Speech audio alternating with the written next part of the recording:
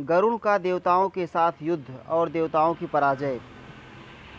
उग्र श्रवा जी कहते हैं, द्विज श्रेष्ठ, देवताओं का समुदाय जब इस प्रकार भांति भांति के अस्त्र शस्त्रों से संपन्न हो युद्ध के लिए उद्यत हो गया, उसी समय पक्षीराज गरुड़ तुरंत ही देवताओं के पास जा पहुँचे। उन अत्यंत बलवान गरुड़ को देखकर संपूर्ण देवता काँप उठे। उनके सभी आयुध आपस में ही आघात प्रत्याघात करने लगे। वहाँ विद्युत एवं अग्नि के समान तेजस्वी और महापराक्रमी अमेय आत्मा भौमन विश्वकर्मा अमृत की रक्षा कर रहे थे।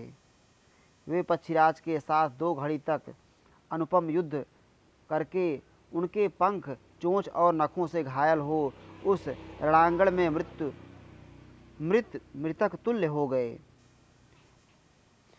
तदनंतर पक्षीराज ने अपने पंखों की प्रचंड वायु से बहुत धूल उड़ाकर समस्त लोकों में अंधकार फैला दिया और उसी धूल से देवताओं को ढक दिया। उस धूल से आच्छादित होकर देवता मोहित हो गए। अमृत की रक्षा करने वाले देवता भी इसी प्रकार धूल से ढक जाने के कारण कुछ देख नहीं पाते थे। इस तरह गरुड़ ने स्वर्गलोक को व्याकुल कर दिया और पंखों तथा चोंचों की मार से देवताओं का अंग अंग विदीर्ण कर डाला।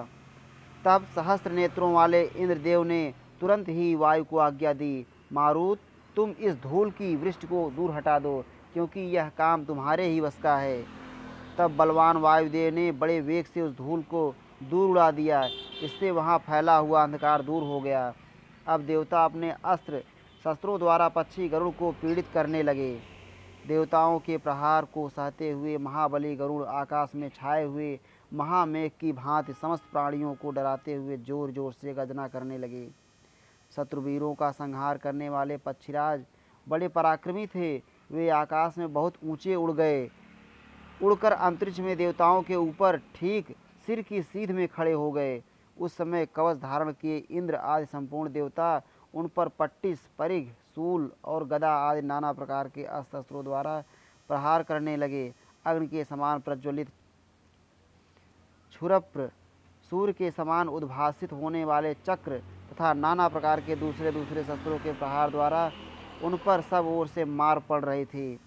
तो भी पक्षीराज गरुड़ देवताओं के साथ तुमुल युद्ध करते हुए तनिक भी विचलित न हुए।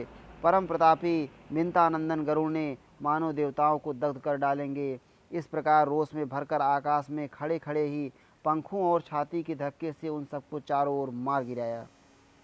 गरुड़ से पीड़ित और दूर फेंके गए देवता इधर उधर भागने लगे। उनके नखों और चोंच से छत बिच्छत हो वे अपने अंगों से बहुत सा रक्त बहाने लगे। पक्षीराज से पराजित हो साध्य और गंधर्व पूर्व दिशा की ओर भाग चले। वसुओं तथा रुद्रों ने दक्षिण दिशा की शरण ली। आदित्यगण पश्चिम दिशा की ओर भागे तथा अश्विनी कुमारों ने उत्तर दिशा का आश्रय लिया। वे महापराक्रमी योद्धा बार बार पीछे की ओर देखते हुए भाग रहे थे। इसके बाद आकाशचारी पक्षीराज गरुड़ ने वीर अश्वक्रंद, रेणुक, सूरवीर, क्रथन, तपन, उलूक, श्वसन, निमेष, प्ररूज तथा पुलिन इन 9 यक्षों के साथ युद्ध किया। शत्रुओं का दमन करने वाले बिंता कुमार ने प्रलय काल में कुपित हुए पिनाकधारी रुद्र की भांति क्रोध में भरकर उन सबको पंखों, नखों और चोंच के अग्रभाग से विदीर्ण कर डाला।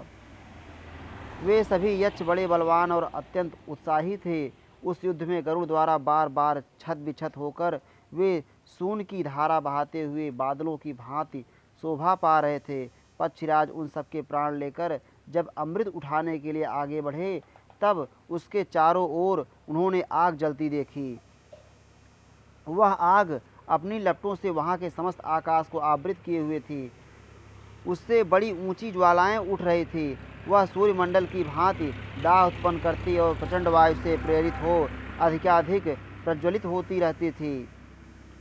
तब वेगशाली महात्मा गरुड़ ने अपने शरीर में 8100 मुख प्रकट करके उनके द्वारा नदियों का जल पी लिया और पुनः बड़े वेग से शीघ्रतापूर्वक वहां आकर उस जलती हुई आग पर वह सब जल उड़ेल दिया। इस प्रकार शत्रुओं को ताप देने वाले पक्षवाहन गरुड़ ने नदियों के जल से उस आग को बुझाकर अमृत के पास पहुँचने की इच्छा से एक दूसरा बहुत छोटा रूप धारण कर लिया। इति श्री महाभारते आदि पर्वण आस्तिक पर्वणि 100 पर्णे द्वात्रिंशो अध्याय। इस प्रकार श्री महाभारत आदि पर्व के अंतर्गत आस्तिक पर्व में गरुड़ चरित्र विषयक 32वां अध्याय पूरा हुआ। श्री राधा वल्लभ लाल की जय।